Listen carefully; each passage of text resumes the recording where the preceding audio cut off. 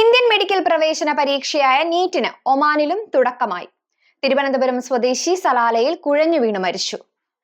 ആടുജീവിതം ഒമാനിലെ ചിത്രീകരണവും പ്രദർശനവും മുടക്കുവാൻ ചില മലയാളികൾ ശ്രമിച്ചെന്ന് സംവിധായകൻ ബ്ലസ്സി.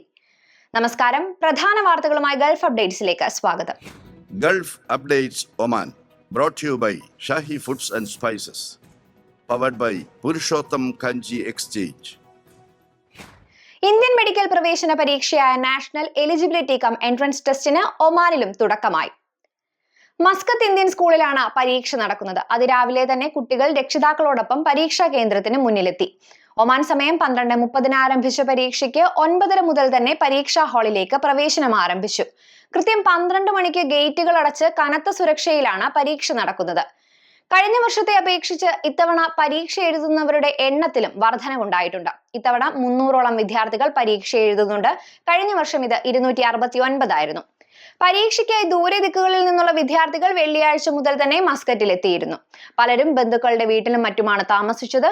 ഈ വർഷത്തിന്റെ തുടക്കത്തിൽ നീറ്റ് പരീക്ഷയ്ക്കുള്ള കേന്ദ്രം പ്രഖ്യാപിച്ചപ്പോൾ ഒമാൻ അടക്കമുള്ള പല ഗൾഫ് രാജ്യങ്ങളും പുറത്തായിരുന്നു.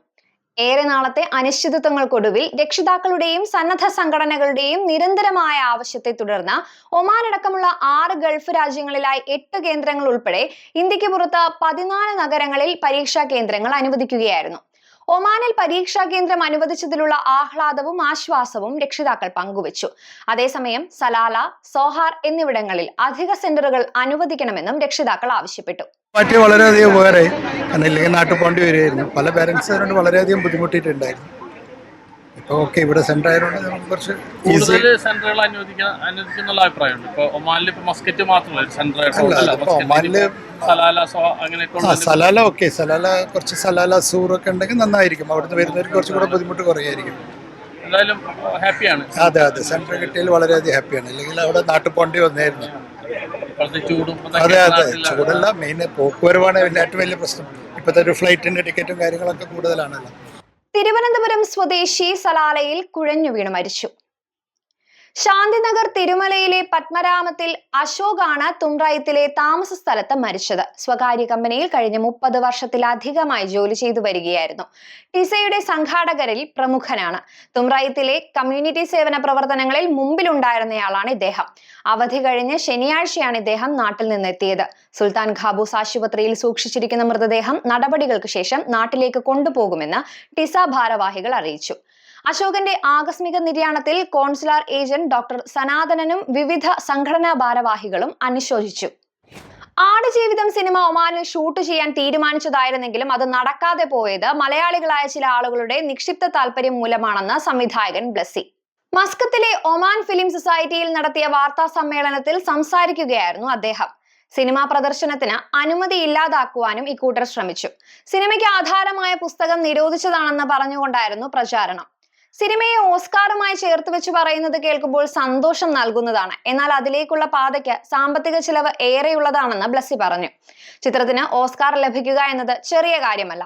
ഓസ്കാർ ലഭിക്കുമോ എന്ന ചോദ്യം പ്രസക്തമല്ലെന്നും ഓസ്കാർ ലഭിക്കുന്ന കാര്യം അതിനെ അതിന്റെ വഴിക്ക് വിടുന്നതാണ് നല്ലതെന്നും ത്വാലിബ് ബലൂഷിയും പറഞ്ഞു വെച്ചു. അർബാബിന്റെ വേഷം ചെയ്ത ഒമാനി കലാകാരൻ ഡോക്ടർ ത്വാലിബ് അൽ ബലൂഷി മികച്ച അഭിനയമാണ് കാഴ്ചവെച്ചിട്ടുള്ളത്. മലയാള സിനിമയിലെ തിലകനെ പോലെയാണ് അദ്ദേഹമെന്നും നോവലിലെ നജീബും സിനിമയിലെ നജീബും രണ്ടും വ്യത്യാസമുണ്ടെന്നും മൂലകഥ അടിസ്ഥാനമാക്കി ഞാൻ രൂപപ്പെടുത്തിയതാണ് സിനിമയിലെ നജീബ്, അതുകൊണ്ട് മറ്റു വിവാദങ്ങളിലേക്ക് പോകുവാൻ താല്പര്യമില്ലെന്നും ബ്ലസ്സി പറഞ്ഞു. അർബാബിന്റെ വേഷം ചെയ്ത ഒമാനി കലാകാരൻ ത്വാലിബ് അൽ ബലൂഷി, ഹക്കീമായി അഭിനയിച്ച ഗോകുൽ, ഗായകൻ ജിതിൻ രാജ്, ഒമാനി ഗായകൻ ജാഹദ് അൽ അറൈസി, ഒമാനി നടനും സംവിധായകനുമായ മുനീർ തുടങ്ങിയവരും വാർത്താ സമ്മേളനത്തിൽ പങ്കെടുത്തു. കഴിഞ്ഞ വർഷം ഡിസംബർ മുതൽ ഉള്ളി കയറ്റുമതിക്ക് ഇന്ത്യ ഏർപ്പെടുത്തിയിരുന്ന നിരോധനം പിൻവലിച്ചു. ഇതോടെ എല്ലാ രാജ്യങ്ങളിലേക്കുമുള്ള കയറ്റുമതി പുനരാരംഭിച്ചിരിക്കുകയാണ്. ഈ വർഷം റാബി സീസണിൽ മികച്ച ഉൽപാദനം ഉണ്ടായതാണ് കയറ്റുമതി പുനരാരംഭിക്കുവാൻ കാരണമെന്ന് ഫോറിൻ ട്രേഡ് ഡയറക്ടറേറ്റിന്റെ അറിയിപ്പിൽ പറയുന്നു. കയറ്റുമതി നിരോധനം പിൻവലിച്ചതോടെ ഇന്ത്യൻ ഉള്ളികൾ 10 ദിവസത്തിനുള്ളിൽ മാർക്കറ്റിലെത്തുമെന്ന് ഒമാനിലെ ഇറക്കുമതി മേഖലയിൽ പ്രവർത്തിക്കുന്നവർ പറഞ്ഞു. ഇന്ത്യൻ ഉള്ളി എത്തിയാലും വില പെട്ടെന്ന് കുറയില്ലെന്നും ഇവർ പറയുന്നു. നിലവിൽ ഉള്ളിവില കിലോയ്ക്ക് 600 പൈസയ്ക്ക് അടുത്താണ് വിപണിയിലെ വില. യമൻ, സുഡാൻ തുടങ്ങിയ രാജ്യങ്ങളുടെ ഉള്ളിയാണ് നിലവിൽ വിപണിയിലുള്ളത്. ഇത് ഇന്ത്യൻ ഉള്ളിയെ അപേക്ഷിച്ച് താരതമ്യേന വില കൂടിയതാണ്. നിലവിൽ ഈ ഉള്ളികൾ വിറ്റഴിഞ്ഞ ശേഷമായിരിക്കും ഇന്ത്യൻ ഉള്ളികൾ സുലഭമായി വിപണിയിലെത്തുക എന്നും പറയപ്പെടുന്നുണ്ട്.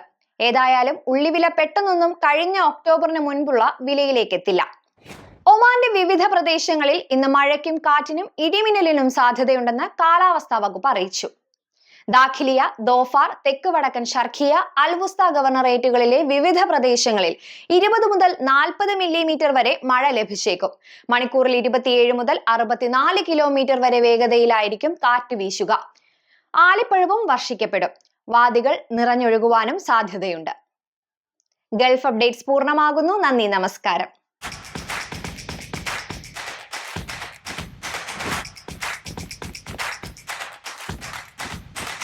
Gulf Updates Oman, brought to you by Shahi Foods and Spices, powered by Purushottam Kanji Exchange.